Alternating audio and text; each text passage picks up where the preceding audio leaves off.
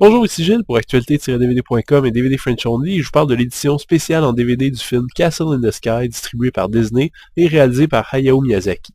La version anglaise du film comprend les voix de James Van Der Beek, Anna Paquin et Mark Hamill. Dans un monde parallèle aux paysages montagneux dont le ciel est rempli de machines volantes de toutes sortes, un jeune garçon qui travaille dans une mine voit descendre du ciel une fille mystérieuse. Sa surprise est de courte durée car il embarque alors dans une aventure trépidante poursuivi par des forces armées officielles ainsi qu'un commando de pirates de l'air. Castle in the Sky est dans la même veine que le film précédent de Hayao Miyazaki, Nausicaa. Une aventure épique, post-apocalyptique et rétro-futuriste dans un monde où les hommes ont maîtrisé le ciel. Le monde qu'on y retrouve est imaginatif et fascinant, et les thèmes abordés sont plus ou moins les mêmes que d'habitude chez Miyazaki, donc l'avidité humaine, le respect de l'environnement, etc. On pourrait presque dire que Castle in the Sky est une étape superflue dans le parcours du dessinateur japonais, mais ce serait aussi passer à côté d'images étonnantes, de personnages attachants et de rebondissements qui ne laissent pas une seconde de répit au spectateur.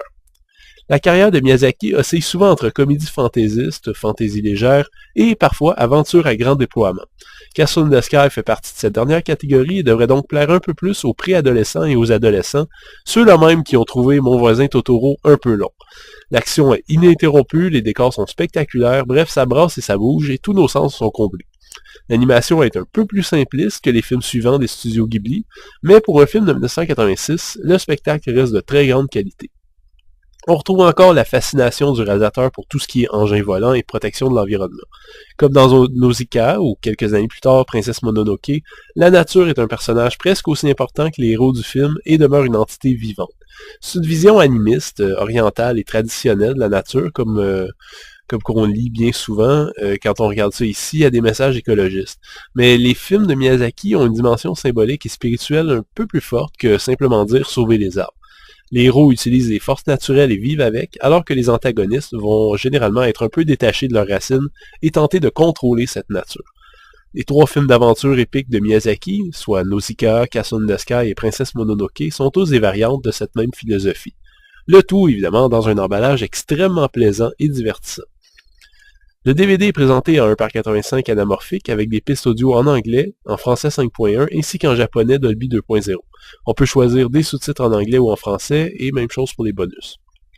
Je vais peut-être me répéter un peu par rapport à mes descriptions de DVD de Ponyo, Kiki's Delivery Service et My Neighbor Totoro, sortis cette semaine, mais une fois de plus, l'édition spéciale de Castle in the Sky est conçue sur le même moule.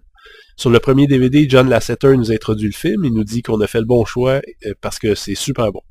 Youpi! Le deuxième DVD est séparé en 3 sections.